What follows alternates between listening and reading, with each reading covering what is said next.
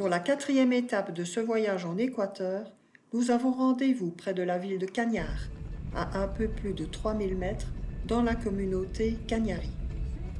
La rencontre avec les alpagas est au programme. Dans les Andes, l'alpaga est domestiqué depuis au moins 2000 ans.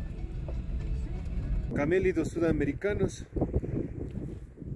De todo lo que son camélidos, esta es la raza huacaya de las alpacas. Existen dos razas, la huacaya y la suri. Dans les Andes centrales, le cochon d'Inde, ou cuy comme on le nomme au Pérou, en référence à son couinement, domestiqué il y a près de 5000 ans, est considéré comme un mets de choix. Personnellement, j'aime trop les animaux pour les avoir goûtés dans mon assiette.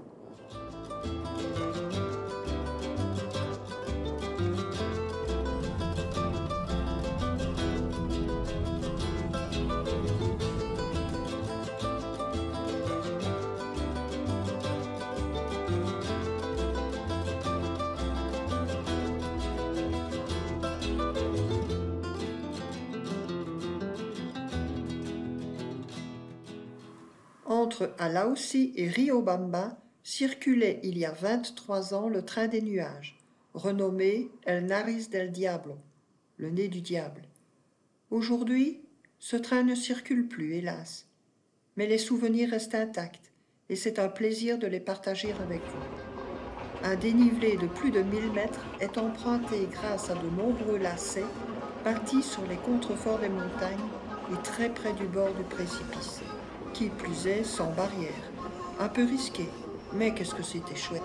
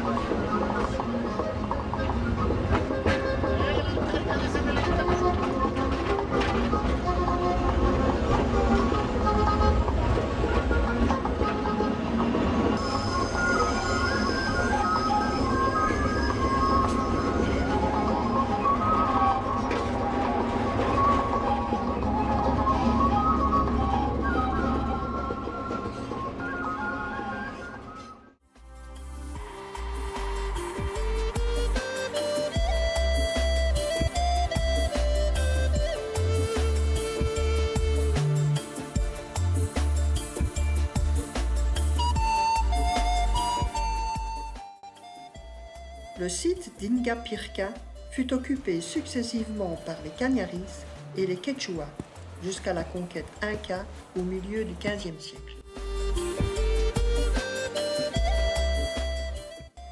Alors que les deux fils de Huayna Capac, Atahualpa l'Inca du Nord et Huáscar l'Inca du Sud, se livrent une guerre fratricide, les Espagnols envahissent le pays. Après leur arrivée et la mort d'Atahualpa, le site fut détruit et pillé.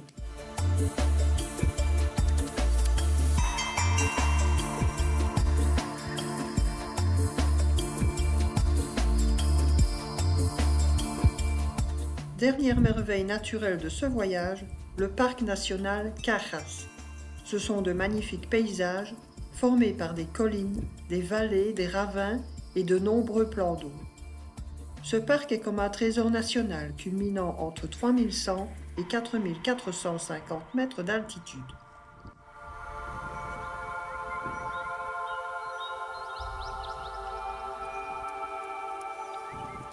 Le mot Cajas vient du mot quichua, casa, qui signifie passerelle vers les montagnes enneigées.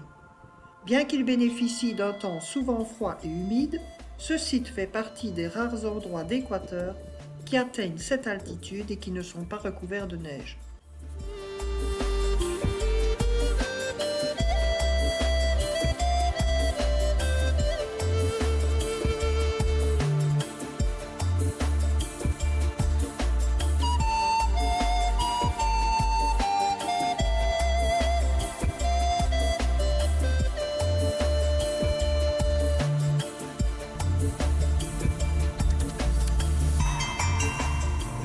dans un brouillard à couper au couteau que nous rejoignons la ville de Guayaquil, où dans 3 ou 4 heures, je vais reprendre l'avion vers l'Europe.